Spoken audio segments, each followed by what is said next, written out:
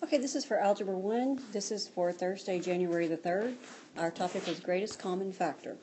To start with, we cleaned out our notebooks. You need to keep the rules, the vocabulary, and any thinking maps. You can take out your notes, your daily, your exams, and your old calendars.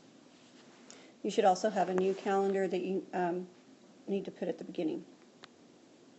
Okay, the first thing you have to understand is what factors are. And factors are pairs of numbers that are multiplied together to form a product. So if you had the number 6, factors of it could be 2 and 3. It could be 1 and 6. If you had the factors 4 and 5, then your number is 20. A prime number can only be divided by 1 and itself. So examples of prime numbers are 1, 2, 3, 5, 7, 11, 13. They won't divide by anything except 1. Prime factorization is when you take a whole number and you break it down to all factors that are prime that you would multiply back together to get that number. Greatest common factor is what we'll talk about after we learn how to find prime factors, but it's the biggest number that goes into all of your numbers. So looking at your examples, number 1, we had 140 and we had to find the prime factorization of it. Now, you probably learned this in previous years using a factor tree where you would do it like this. And that's okay, but that's not what we're going to do. We're going to write it a little bit differently this year. It's doing the same thing. Instead of doing a factor tree, we're going to do an upside down division box around the number. And you want to see what it can divide by. You only want to pull out prime numbers. I recommend that you start by seeing if it will divide by 2. So 140 will divide by 2. So we put a 2 out there, and 140 divided by 2 is 70. So I'm going to write 70 down under it.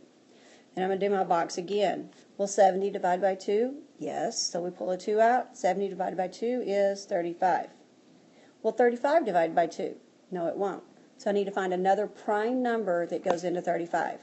Well, it ends in 5, so I know that it divides by 5. 35 divided by 5 is 7. When I look at 7 at the bottom, I realize that it is a prime number. That tells me I've broken it down as far as I can. So the prime factorization of this is 2 times 2 times 5 times 7. You can't lose this number here at the bottom. You include it as one of the factors. So the next one was to find the prime factors of 84. So draw your box around it, see if it'll divide by 2. It will. It gives you 42, which also divides by 2, and it gives you 21. Won't divide by 2, but it will divide by 3. 3 going to 21 7 times. 7 is prime, so 2 times 2 times 3 times 7 is my answer. Looking at the number 200, it divides by 2, gives me 100. It divides by 2, gives me 50. It divides by 2, gives me 25. Won't divide by 2, but it will divide by 5, gives me 5. So 2 times 2 times 2 times 5 times 5. So on number 4, they try to trick you by throwing in a negative in there. We want to get that negative out to start with, so we're going to divide it by a negative 1. And that gives you 150. Now it's just like the others. Divide by 2, get 75. Divide by 5, get 15. Divide by 3, and you get 5. So negative 1 times 2 times 5 times 3 times 5. Could have also written it negative 1 times 2 times 3 times 5 times 5. So if we did 650 divides by 2, 325 divides by 5, 65 divides by 5, 13. 13 is prime. 2 times 5 times 5 times 13. So if you did 168, divide it by 2, you get 84. Divide it by 2, you get 42. Divide it by 2, 21. Divide it by 3, and you get 7. 2 times 2 times 2 times 3 times 7. So now that you get a hang of it, they try to trick you again by giving you variables. Don't worry about the variables yet, okay? Just take your 45 and do it just like we've been doing. Divide by 5 gives you 9. divides by 3, gives you 3. So 3 times 5 is the number part. Now, x to the third means x times x times x. Y squared means y times y. So you're just going to list them down here. X times x times x times y times y. You just write however many of that letter as what the exponent was. So looking at number 8, we have 77ab squared. Start with your 77. It divides by 7, gives you 11. Those are both prime. So 7 times 11. Times, we have a, times we have b squared, so that's b times b. So if you have 24, pull out the 2 and it gives you 12. Pull out the 2, it gives you 6. Pull out the 2, it gives you 3. So 2 times 2 times 2 times 3. And then you have a squared, so times a, b squared, so times b. That's how you factor. Okay, so the next part of your notes is about the greatest common factor. This is when you have 2 or more numbers and you're finding the biggest thing that goes into all of them.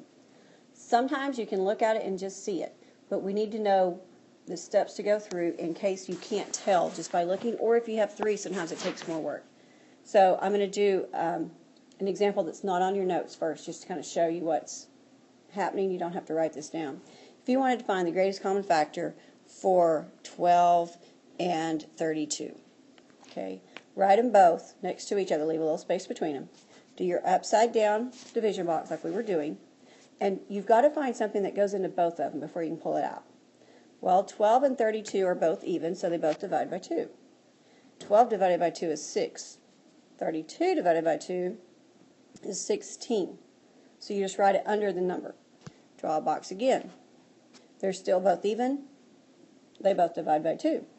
6 divided by 2 is 3. 16 divided by 2 is 8. When I look at 3 and 8, they're not both even, so I see, do they have anything else in common? They don't. So there's nothing else that I can pull out. So these numbers that I wrote over here are what I pulled out. You will multiply those together. 2 times 2 is 4. My greatest common factor is equal to 4. So looking at number 10, we have 54, we have 63, and we have 180. So we write them, leave a little space between them, draw our box. They're not all even. 63 is odd, so we can't pull out a 2. So we've got to look and see what will they all divide by. Well, they're all going to divide by 3. 54 divided by 3 is 18. 63 divided by 3 is 21. And 180 divided by 3 is 60. 18, 21, and 60 will all divide by 3 again. 18 divided by 3 is 6. 21 divided by 3 is 7. And 60 divided by 3 is 20. Looking at 6, 7, and 20, they have nothing in common.